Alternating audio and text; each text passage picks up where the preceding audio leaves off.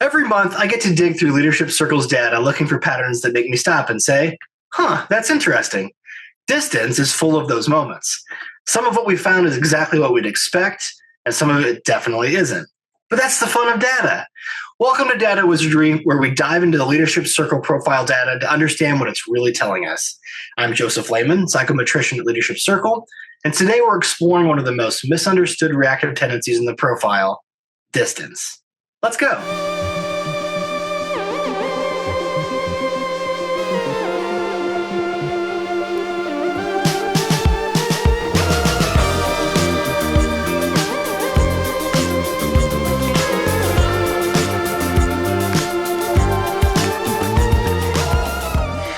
Distance demonstrates one of the strongest inverse relationships in the entire relating subdimension of the profile, exhibiting a substantial negative association with the caring connection competency. From a construct validity perspective, this relationship is highly coherent as both dimensions appear to occupy opposing positions along a common relational continuum. Caring connection reflects psychological availability, empathic engagement, and the capacity to establish meaningful interpersonal bonds, whereas distance reflects withdrawal, emotional guardedness, and relational disengagement. As one construct strengthens, the other systematically weakens, suggesting a tension between connection-oriented and self-protective leadership strategies. This statistical pattern reinforces the theoretical architecture of the model and highlights the central importance of relational presence within creative leadership. Let's put that in plain English.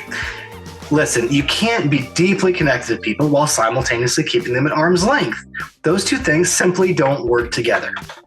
Think about the leaders who've had the biggest impact on your life. Maybe they challenged you, maybe they pushed you, maybe they held you accountable. But chances are you felt connected to them. You knew that they cared. They knew you and you knew them. Distance gets in the way of that. When leaders withdraw, stay guarded, or remain emotionally unavailable, people stop feeling seen. They stop feeling known. And eventually, they stop feeling connected. Leadership is built on relationships. And when your relationships weaken, your leadership effectiveness suffers. Before we go any further, I want to clear up something important. Distance is not the same thing as introversion. Being introverted doesn't mean that you're distant. Being quiet doesn't mean that you're distant. Being focused, reserved, thoughtful, or someone who needs alone time to recharge doesn't mean you're distant. Distance is fundamentally about relationship. It's about the degree to which people experience you as emotionally available and genuinely engaged. Unfortunately, sometimes people get labeled as distant when they really aren't. Someone may be shy, or they may simply process information internally. They may feel the need to protect a piece of themselves, or maybe they just have a lot on their mind. Yet, others may interpret that as aloofness. The data can't tell us how often that happens because we don't currently measure introversion along with distance, but it does remind us to be careful. Sometimes people are pulling away. Sometimes they're simply being themselves.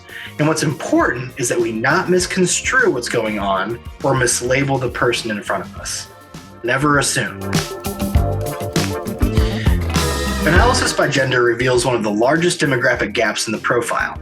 Male leaders score approximately 40% on distance compared to 28% for female leaders, representing a 12-point differential. The consistency and magnitude of this variance suggests the influence of broad socialization patterns rather than isolated organizational phenomena.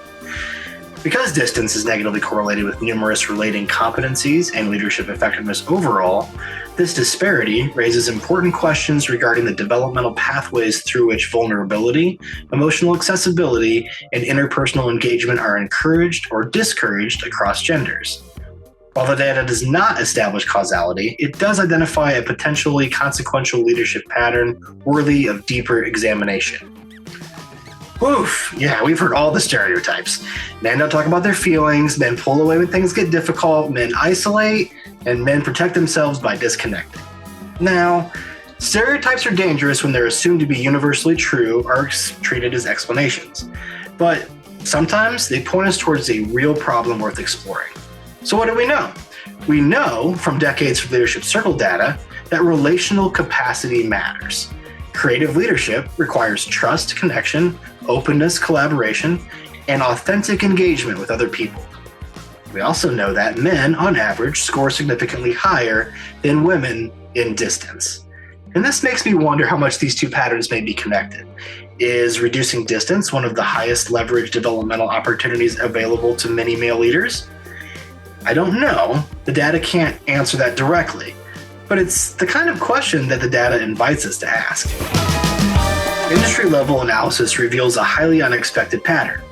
While sectors traditionally associated with relational work, such as education and nonprofit organizations, demonstrate comparatively low distance scores, food service emerges as the highest scoring industry in the database.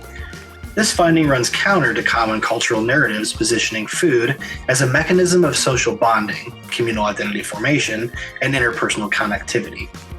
Because food functions as a symbolic and practical vehicle for human connection across cultures, the elevated prevalence of distance within the industry responsible for producing and delivering those experiences introduces a notable conceptual paradox that warrants further inquiry.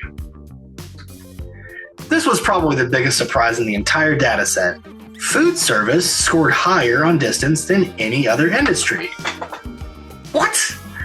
Maybe it surprises me because food is one of humanity's oldest ways of bringing people together. Think about it. Birthdays, weddings, funerals, holidays, family traditions, camping trips, vacations, festivals, first dates, almost every meaningful gathering throughout human history involves food. Recipes carry culture, meals create community. Some of our strongest memories happen around the dinner table. So, how can an industry built around one of society's oldest forms of connection score the highest in distance? Maybe it's the pressures of service work, or maybe it's burnout, or maybe it's a protective response to constantly dealing with customers, or maybe it's something else entirely. We don't know the answer, but the finding raises a fascinating question. What happens when the people preserving the rituals that bring us together feel disconnected themselves? So where does that leave us? Well, at its core, distance isn't about being quiet, introverted, analytical, or independent. It's about what happens when we move away from relationship in order to protect ourselves. The challenge is when what feels protective in the moment often becomes limiting over time. So the more we withdraw, the harder it becomes for people to trust us. The harder it becomes for them to follow us. And ultimately, the harder it becomes for us to lead effectively. Across every analysis, the data points us to the same idea. You can't be fully present while remaining distant. Leadership is relational. And when we pull away from people, we also pull away from our leadership potential. And that's the data in layman's terms. I'm Joseph Leman. See you next time when we dive into the data for the integrity creative competency.